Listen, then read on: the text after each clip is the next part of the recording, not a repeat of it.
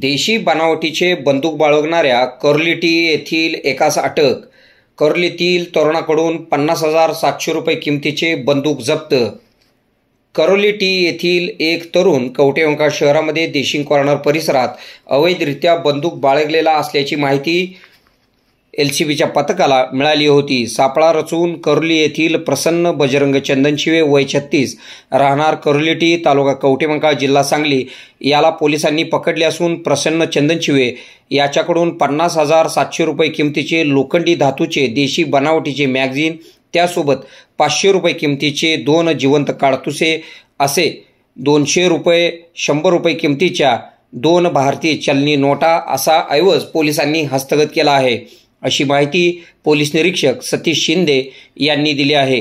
Police अधीक्षक संदीप घुगे यांनी लोकसभा निवडणुकीच्या पार्श्वभूमीवर स्थानिक गुन्हे अन्वेषण शाखेस अवैधरित्या अग्निशस्त्रे बाळगणाऱ्या इसमांची माहिती काढून त्यांच्यावर कारवाई करण्याचे आदेश दिले होते.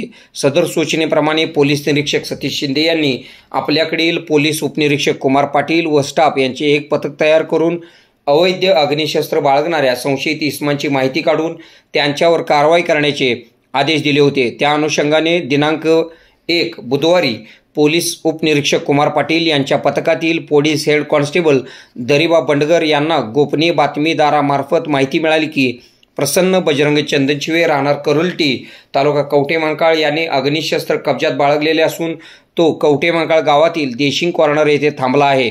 मिळालेल्या बातमीप्रमाणे कवठेमंकाळ शहरात देशिंग कॉर्नर परिसरात निगराणी करीत असताना देशिंग कॉर्नर येथे स्ट्रीट लाईटच्या उजेडात एक इसम थांबलेला दिसला. त्याचा बातमीप्रमाणे संशय आल्याने पोलीस उपनिरीक्षक कुमार पाटील व पथकाने सदर इसमाला पळून जाण्याची संधी न देता त्याच्याकडे अधिक चौकशी केली असता त्याचे नाव प्रसन्न बजरंग चंदनशिवे असल्याचे त्याने पोलिसांना सांगितले.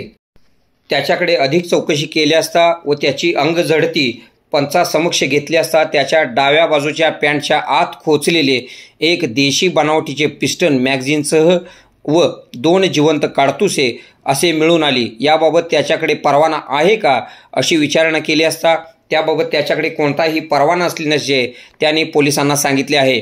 त्यावेळी पोलीस उपनिरीक्षक कुमार पाटील यांनी त्या सदरचे अग्निशस्त्र हे कोठून व कोणाकडून आणले याबाबत विचारणा केली असता त्याच्याकडे काही एक उपयुक्त माहिती मिळाली नाही.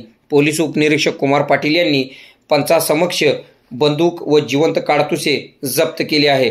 पोलीस निरीक्षक सतीश शिंदे, सहाय्यक पोलीस निरीक्षक पंकज पवार, पोलीस उपनिरीक्षक Kumar Patil, police head constable Biroba Narale, Sandeep Gurav, Dariba Bandgar, Sagar Lavate, Amar Narale, Udaysinh Mali, Sandeep Nalawade यांनी या कारवाईमध्ये सहभाग घेतला. आपल्या भागातील बातम्या पाहण्यासाठी आमचे न्यूज चॅनल सबस्क्राईब करा व लाईक करा.